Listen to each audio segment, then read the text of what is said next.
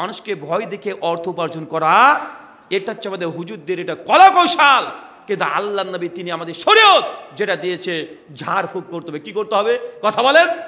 বলছে হুজুর আমার বাড়িতে যেন ভয় ভয় লাগে, সবসময় ভয় ভয় লাগে, হুজুর বাড়িটাকে বন্ধ করে দেন। হুজুর আরেকটা নতুন কাস্টমার পেয়েছে, এবার বাড়ি বন্ধ করতে হবে। চাচি, বাড়ি বন্ধ করার জন্য বেশি কিছু করতে হয় না, গোপন তথ্য ফাঁস করে দিচ্ছি, ওটা আপনি নিজেই করতে পারবেন। কি করবেন বলেন তো? প্রত্যেক 5 ওয়াক্ত নামাজের পরে আয়াতুল কুরসি পড়বেন। কি পড়বেন কথা বলেন? আয়াতুল কুরসি পড়বেন। প্রতিদিন রাতে ঘুমানোর সময় সূরা ইখলাস, সূরা নাস, সূরা ফালাক এই 3টে পড়বেন। সূরা বাকারার শেষ যে আয়াত 2টা আছে ওইটা পড়বেন, প্রতিদিন পড়েন। এটা আমল করেন, বাড়ির যে কেউ সবাই মিলে যদি আমল করে, ইনশাআল্লাহ জিন শয়তান তো দূরের কথা, চোর ডাকাতও আপনার বাড়িতে ঢুকতে পারবেন ইনশাআল্লাহ।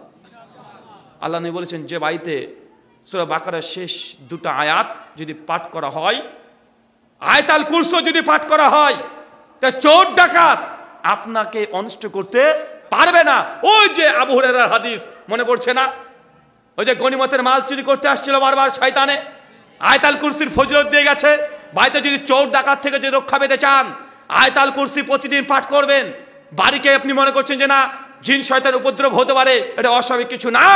এর জন্য হুজুরের কাছে গিয়ে 1000 টাকা খরচ করে বাড়ি বন্ধ করতে হবে এমনটা না, এটা আপনি করতে পারবেন।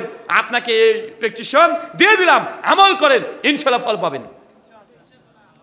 মায়েদেরকে একটা কথা বলে যাই, বাচ্চাকে মাগরিবের আজান হওয়ার পরে এশা পর্যন্ত বাড়ি থেকে বের করবেন না। মুসনাদে শাফি, মুসনাদে শিয়াবের সেই সনদে হাদিস বর্ণনা আছে, আল্লাহ নবী বলেছেন এই সময় বেশি জিন আর শয়তানের উপদ্রব বেশি হয়। মাগরিব থেকে এশা ছোট আপনার সোনামণি বাচ্চা শিশুদেরকে বের করবেন না। যদি বের করা জরুরি হয়ে যায়, সূরা ইখলাস একবার, নাস একবার, ফালাক একবার, আয়াতুল কুরসি একবার পাঠ করে বাচ্চাকে ফু দেবেন।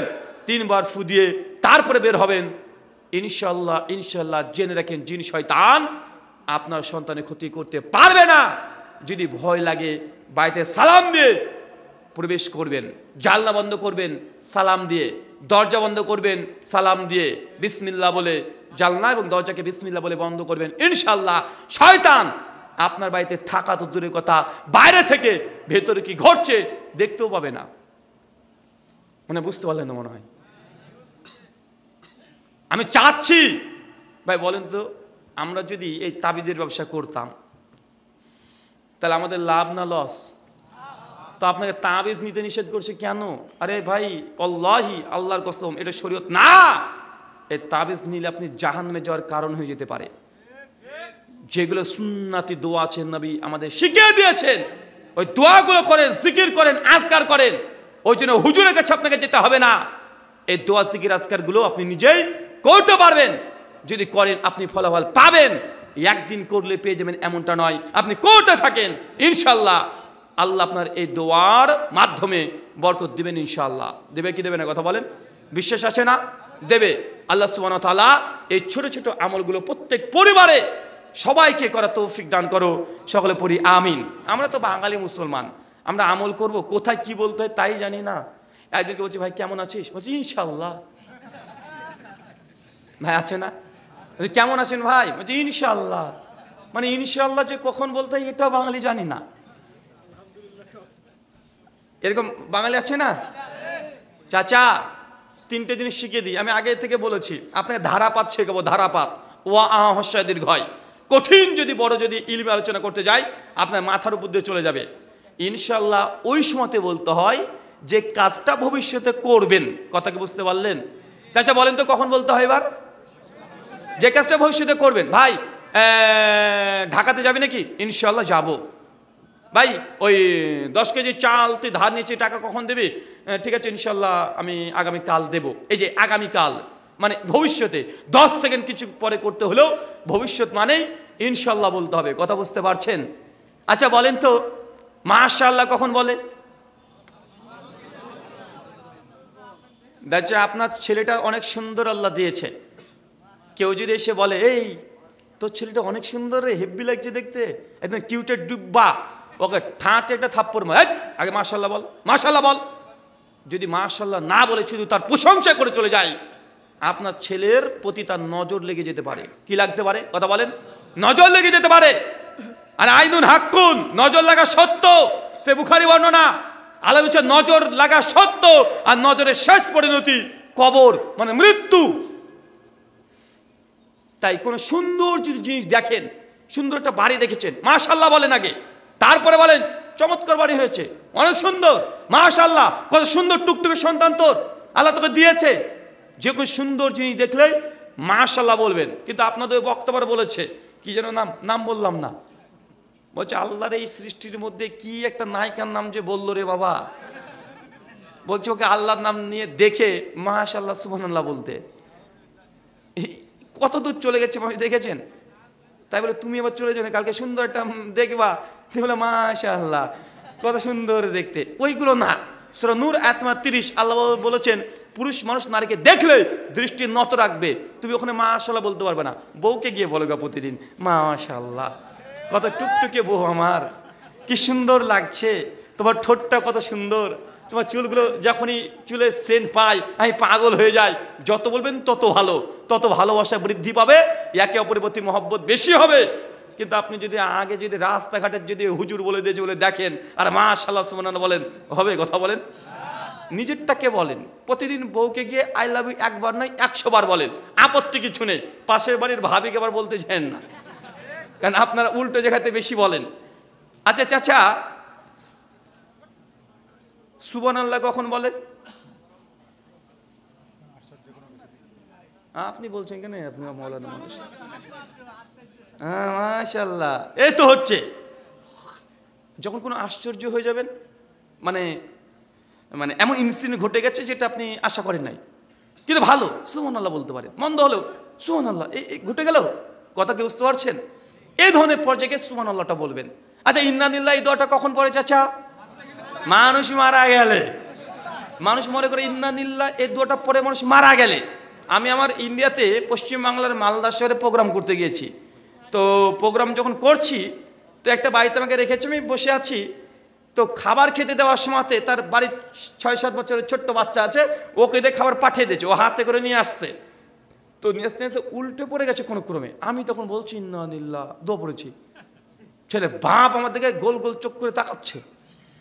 মানে ছেলেও খাবার সব উল্টো পড়ে গেছে, গরম ভাতের হাঁড়ি মানে ভাতের পাত্র মতো সময় আছে তার হাতে, উল্টো পড়ে গেছে। আর আমি ইন্না লিল্লাহ দোয়া পড়ছি, গোল গোল চোখ করে তাকাচ্ছে। আমি বললাম বাঙালি তো, আজকে আমি খাওয়াটা হয়েছে রে বাবা, খাবার মনে দিয়ে না। তো একটু পর দেখছি আবার খাবার নিয়ে এসেছে, তো আমি খাবারটা খাচ্ছি আর দেখছি ওনার বাপ কিন্তু দাঁড়িয়ে আছে, মুখটাকে একটু ভাঁড় করে। একটু পর আমাকে মাওলানা সাহেব একটা কথা বলবো, কিছু মনে করবেন না, ভারী গলায়। বলছি কি বলবেন বলেন। আমি কিন্তু বুঝতে পারছি বাঙালি তো। কি আমার ছেলেটা এই গরম ভাতের হাঁড়িটা নিয়ে পড়ে গেছে, তার জন্য আপনি মরার দোয়াটাই পড়বেন? হ্যাঁ, আমি বলছি যে টাচ করেছি সেটাই। আমি তাকে বোঝানোর চেষ্টা করছি যে দেখেন ভাই, এই ইন্না লিল্লাহ এই দোয়াটা শুধু মরা মানুষের জন্য পড়তে হয় এমনটা নয়।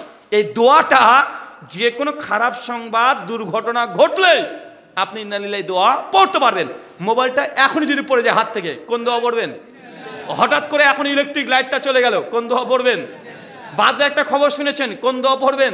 তাই এটা মরার দোয়া না চাচা, এটা শুধু মরা মানুষের জন্য দোয়া না, যে কোনো খারাপ ঘটনা শুনলে ইন্না লিল্লাহ দোয়াটা পড়তে হবে। বাঙালিদের আমাদের সমস্যা অনেকগুলো আছে, কেন আমাদের এই ইসলামটা এসেছে তো আরবি ভাষাতে, তো মানুষ এই যেহেতু ভাষাটা আমরা বুঝি না, তার জন্য সহজে আমাদেরকে বোকা বানানো যায়। বোকা বানানো যায় না? ওই যে হুজুর একজন জর্দাতে পান খাচ্ছে, এখন একজনকে বলছে হুজুর জর্দাতে পান খাচ্ছেন কেন, এটা তো ঠিক হচ্ছে না আপনার। বোঝাই জর্দা দিয়ে পান খাওয়া তো হারাম না, তো কি বলছে? মুকরু, মানে মাকরু ঠিক করে বলে না। আর বাঙালি আমাদের নিকটে দুটো জিনিস আমরা জানি, এক হয় হালাল নচেত হারাম, মাঝখানে মাকরু কে চিজ হে, মানে মাকরু জিনিসটা কি এটা তো বাঙালি সাথে বুঝে না। আরে হয় হালাল হবে নচেত হারাম হবে। যদি বিড়ি সিগারেট জর্দা হারাম না, তাহলে হালাল, ও মাকরু হোক আর ফাকরু হোক দেখার তো দরকার নেই। বাঙালি এরকম মনে করে না ভাইজান। আচ্ছা মাকরুর বাংলা মানে কি জানেন? মাকরুকে বাংলাতে যদি ভাঙেন, বাংলা অনুবাদ হবে মাকরু মানে খারাপ, মাকরু মানে ক্ষতিকর, মাকরু মানে অপছন্দনীয়, মাকরু মানে নিন্দনীয়। এই যে মাকরুর বাংলা বিশুদ্ধ মানে, এখন বলেন তো মাকরু এই শব্দটার বাংলায় একটা ভালো পেয়েছেন?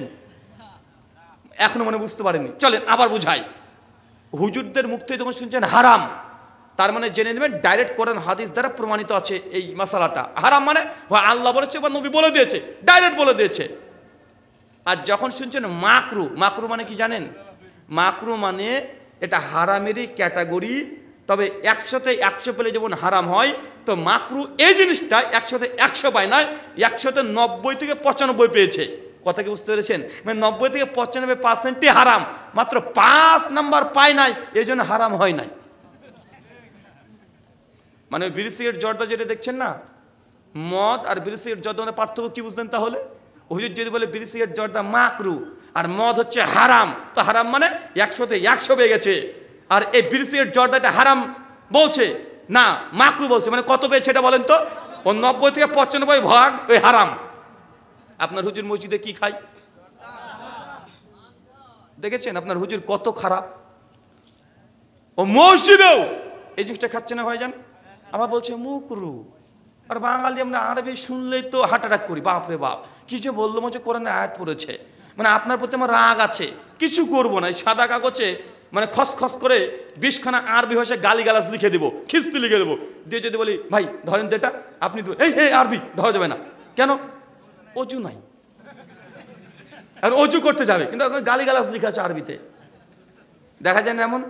আর রাস্তাতে যদি পড়ে থাকে কোনো দেখেছে পড়ে আছে ওই যে আরবিতে কিছু লেখা আছে, রাস্তায় যদি সকালবেলা পাই, ভাই বাপরে বাপ পড়ে আছে, তুলের সঙ্গে সে 4 ভাঁজ করে চুমুকে একদম বুক পকেটে, পেছনের পকেটে রাখা যাবে না কেন? ওখানে 5 আছে তাই। মানে আরবি মানে মনে করছে কোরআন, আরবি মনে করছে হাদিস, এমন আছে না ভাইজান সমাজে? মানুষের যে কত ভুল ধারণা, মানে ভুল ধারণা যতক্ষণ দূর করতে না পারা সম্ভব ততক্ষণ সমাজে সঠিকটা পেশ করা সম্ভব নয়। তার জন্য আপনাকে 2টো জিনিস, আপনি 3টে জিনিস আপনাকে বোঝানোর চেষ্টা করলাম। এক, নামাজ, হজ, যাকাত এগুলো যেমন ইবাদত, আল্লাহ যেগুলো হারাম করেছে হারাম থেকে দূরে থাকার নামটাও ইবাদত। বুঝতে পারছেন এতটা? 2, মানত কিভাবে করতে হয় বলেন তো? আমরা কি মানতকে হারাম বললাম?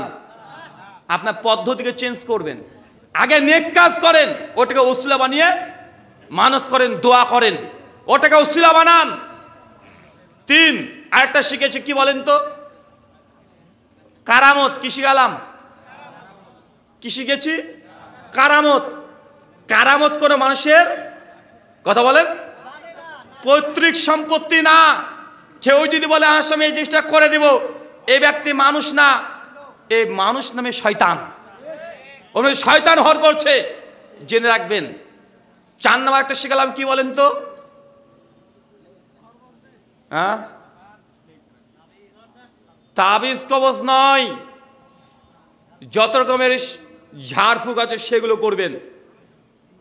ঝাড়ফুঁকের টাকাও লাগে না, টাকা লাগে নাকি? টাকাও লাগে না। আর 5 নাম্বার এই পয়েন্টটা মনে রাখেন, হুজুর যদি মাকরু ফতোয়া দেয় জেনে নেবেন এটা হারাম, প্রায় 95% হারাম জিনিস।